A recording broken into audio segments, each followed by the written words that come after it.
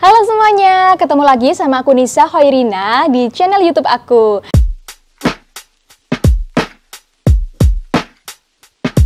Nah, di channel YouTube ini kamu akan mendapatkan pembahasan mengenai bisnis, fashion, dan semua tentang tata busana. Nah, di sini aku akan membahas 4 rekomendasi buku yang sangat cocok untuk kamu miliki yang sedang belajar fashion. Entah itu belajar mendesain ataupun belajar menjahit. Buku yang pertama yang aku rekomendasikan adalah buku tentang trend forecasting.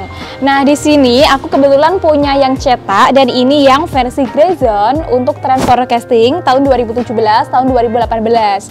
Untuk versi tahun 2019, 2020, 2021 itu aku biasanya akses secara online di websitenya Trend Forecasting. Nanti kamu bisa akses di sini ya. Nanti aku sertakan di sini. Nah, di website Trend Forecasting ini selain buku Trend Forecasting untuk modest fashion atau busana hijab, juga ada yang untuk industri kreatif lainnya seperti interior, kemudian kain printing, kemudian arsitektur. Itu juga semuanya ada di sini. Jadi untuk pelaku industri kreatif sudah dibuatkan wadah oleh Bekraf, Badan Ekonomi Kreatif Indonesia, yang disusun oleh Trend Forecasting Indonesia menjadi sebuah prediksi tren.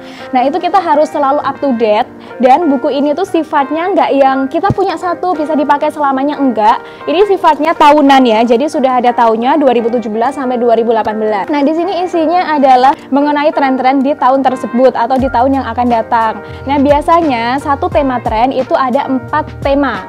Atau satu masa tren itu ada 4 tema, di mana setiap tema juga mempunyai subtema. Kalau tahun 2021, seperti yang sudah pernah aku paparkan di Instagram TV Putik, tahun 2021 ada 4 tren, yaitu essentiality, exploration, exploitation, dan spirituality, di mana setiap masing-masing tren ini mempunyai ciri-ciri tersendiri. Aku akan memperlihatkan isi dari buku tren itu apa aja. Yang pertama mengenai siluet atau cuttingan dari tren tersebut. Selain siluet juga ada contoh-contoh inspirasi desain, kemudian ada palet warna yang bisa dipakai untuk tren tersebut. Jadi tiap tahun warna-warna itu kan selalu berputar. Nah, kalau waktu tahun 2017, 2018, warna-warna yang sedang tren itu warna-warna seperti grey, warna hitam atau grey ke hitam, kemudian warna-warna nuansa lemon, kemudian warna-warna biru di sini tahun 2017-18. Nah, untuk detailnya kamu langsung bisa akses ke websitenya Trend Forecasting. Selanjutnya, rekomendasi buku yang kedua dari aku, ini adalah buku yang tak lekang oleh waktu, tak lekang oleh zaman, yaitu A to Z Istilah Fashion yang disusun oleh Gut Puspo. Jadi sejak zaman kuliah, dosenku sudah merekomendasikan buku ini, tapi karena mahasiswa pas-pasan ya sis ya, jadi karena belum terlalu prioritas, jadi bukan buku mata kuliah, maka aku pending untuk beli ini. Dan ini baru aku beli setelah aku bisa punya penghasilan dari Putik. Akhirnya aku kesampaian beli buku yang aku cita-citakan selama kuliah. Setelah aku membaca dan membuka isi dari buku ini tuh sangat membantu banget buat kita para pelaku bisnis fashion ataupun buat kita yang sedang belajar fashion mengenai istilah-iskilah yang mungkin kalau di dunia fashion itu maknanya beda dengan di bahasa Inggris. Nah, di sini banyak sekali, misal di sini midi skirt. Midi skirt itu yang kayak apa sih? Di sini sudah ada gambarnya, sudah ada deskripsinya midi skirt itu yang kayak apa. Dan banyak sekali istilah-istilah lain yang kita sering salah kaprah. Ini ternyata, oh aslinya tuh kayak gitu toh. Contoh, kita sering dengar ya, kayak kemben itu sering ada yang nyebut korset. Sedangkan di sini juga ada bahasa yang benar itu korselet. Nah, ini pakaian dasar atau fondasi perempuan yang menjadi satu atau kombinasi antara bustier. Nah, di sini juga banyak sekali hal-hal yang masyarakat Indonesia sudah salah kaprah, namun setelah membuka atau membaca buku ini kita jadi terluruskan, seperti please skirt, rock please skirt, ya kan, sebenarnya sudah pernah aku bahas di YouTube. Jadi rock please skirt, nah sebenarnya yang benar adalah rock please, bukan rock please skirt. Dan buku ini juga kalau kamu beli sekali masih bisa kamu pakai untuk seterusnya. Jadi beda dengan buku yang Trend Forecasting, kalau ini memang tren, yang namanya tren pasti ada masanya. Tapi kalau istilah fashion ini kamu beli sekarang untuk 5 tahun, 10 tahun ini masih bisa relate dengan nanti yang akan terjadi ke depan. Setelah itu adalah buku pola dasar. Nah, ini mohon maaf banget udah sampai sobek gini. Ini aku beli waktu semester akhir kuliah dan masih sering aku pakai. Sebenarnya aku punya 3, yang tingkat dasar, tingkat mahir, tingkat terampil.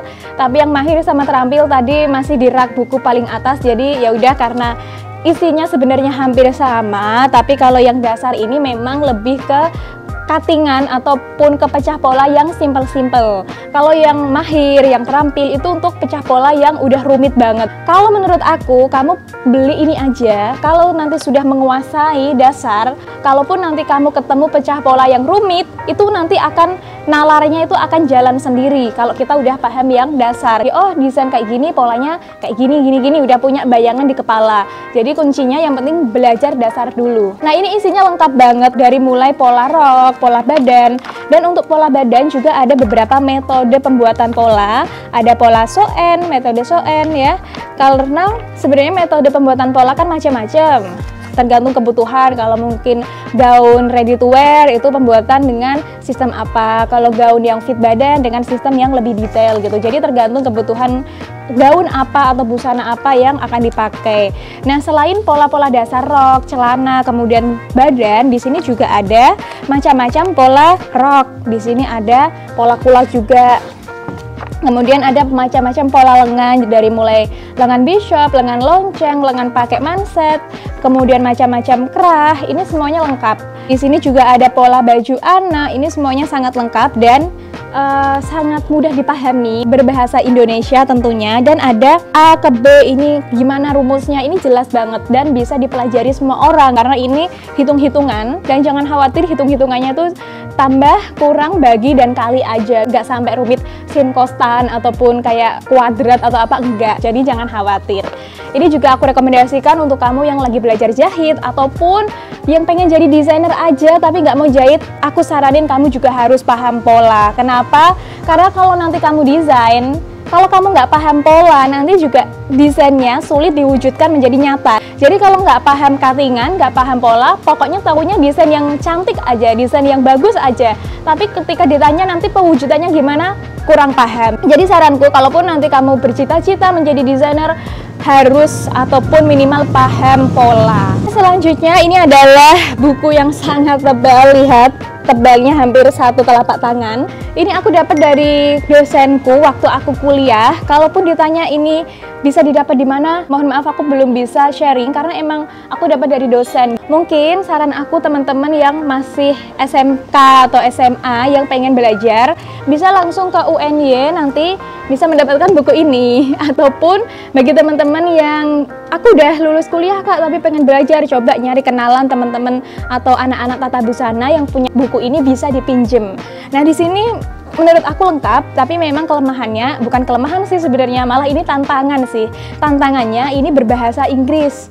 Namun ini lengkap sekali, dari mulai kerah yang mempunyai aksen draperi 1 layer, draperi 2 layer, draperi 3 layer, ini semuanya lengkap harus gimana.